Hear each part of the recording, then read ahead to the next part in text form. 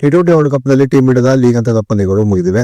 League ಹಂತದಲ್ಲಿ ಆಡಿದಂತ 4 ಪಂದ್ಯಗಳಲ್ಲೂ ಕೂಡ team India ಜಯವನ್ನ ಸಾಧಿಸಿದೆ. ಇನ್ನು ಸೂಪರ್ 8 ನಲ್ಲಿ ಟೀಮ್ ಇಂಡಿಯಾ ತನ್ನ ಮೊದಲ ಪಂದ್ಯವನ್ನ ಭಾನುವಾರದಂದು ಸೌತ್ ಆಫ್ರಿಕಾದ ಎದುರು ಆಡಲಿದೆ. ಇನ್ನು ಸೂಪರ್ 8 ನಲ್ಲಿ ಸೌತ್ ಆಫ್ರಿಕಾದ ವಿರುದ್ಧ ನಡೆದಿರುವ ಮೊದಲ ಪಂದ್ಯದಲ್ಲಿ ಟೀಮ್ ಇಂಡಿಯಾದ ಆರಂಭಿಕ ಬ್ಯಾಟ್ಸ್ಮನ್ ಗಳಾಗಿ ಯಾರ್ಯಾರು ಕಣಕ್ಕಿಳಿಯಬೇಕೆಂಬ ತಮ್ಮ ಅನಿಸಿಕೆಯನ್ನ ಟೀಮ್ ಇಂಡಿಯಾದ ಮಾಜಿ ಆಟಗಾರ ಸುನಿಲ್ ಗವಾಸ್ಕರ್ ಹೊರಹಾಕಿದ್ದಾರೆ.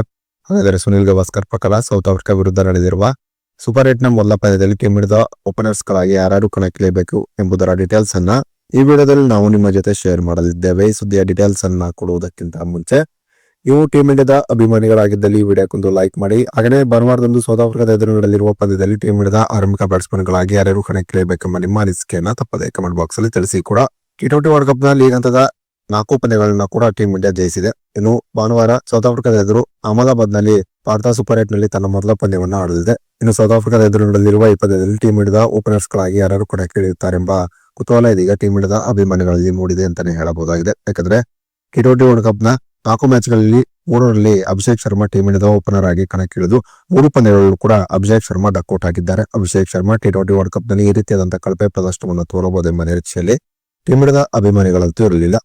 ಟಿ20 ವರ್ಲ್ಡ್ ಕಪ್ ಗಿಂತ ಮುಂಚೆ ನಡೆದಂತ ನ್ಯೂಜಿಲೆಂಡ್ ಎದುರಿನ ಟಿ20 ಸರಣಿ ಮತ್ತು ಸೌತ್ ಆಫ್ರಿಕಾ ಎದುರಿನ ಟಿ20 ಸರಣಿಯಲ್ಲಿ ನಿಜವೂ ಕೂಡ ಅಭಿಷೇಕ್ ಶರ್ಮಾ ಒಂದು ಭರ್ಜರಿಯಾದಂತಹ ಬ್ಯಾಟಿಂಗ್ ಪ್ರದರ್ಶನವನ್ನು ತೋರುವುದರ ಮೂಲಕ ಮುಚ್ಚಿದ್ದರು. ಹೀಗಾಗಿ ಟಿ20 ವರ್ಲ್ಡ್ ಕಪ್ ನಲ್ಲಿ ಅಭಿಷೇಕ್ ಶರ್ಮಾ ಟೀಮ್ ಇಂಡಿಯಾದ ಪಾಲಿಗೆ ಗೇಮ್ ಚೇಂಜರ್ ಆಗಿ ಹೊರಹೊಮ್ಮಬಹುದೆಂಬ ನಿರೀಕ್ಷೆಯಲ್ಲಿ ಟೀಮ್ ಇಂಡಿಯಾದ ಅಭಿಮಾನಿಗಳಿದ್ದರು.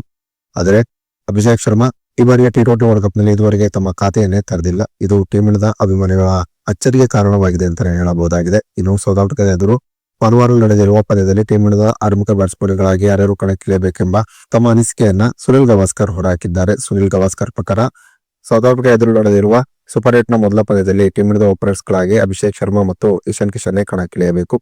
ಅಭಿಷೇಕ್ ಶರ್ಮಾ ಈ ಬಾರಿಯ ಟಿ20 ವರ್ಲ್ಡ್ ಕಪ್ ನಲ್ಲಿ ಇನ್ನೂ ಕೂಡ ತಮ್ಮ ಖಾತೆಯನ್ನು ಓಪನ್ ಮಾಡಿಲ್ಲ ನಿಜ. ಆದರೆ ಈ ಟಿ20 ವರ್ಲ್ಡ್ ಕಪ್ ಗಿಂತ ಮುಂಚೆ ಅಭಿಷೇಕ್ ಶರ್ಮಾ ಒಂದು ಉತ್ತಮವಾದಂತಹ ಫಾರ್ಮ್ ಇದ್ದರು. ಈ ಕಾರಣದಿಂದಾಗಿ ಸೂಪರ್ 8 ನಲ್ಲೂ ಕೂಡ ಅಭಿಷೇಕ್ ಶರ್ಮಾಗೆ ಟೀಮ್ ಇಂಡಿಯಾದ ಓಪನರ್ ಆಗಿ ಕಣಕ್ಕಿಳಿಯುವಂತಹ ಅವಕಾಶವನ್ನ ನೀಡಬೇಕು.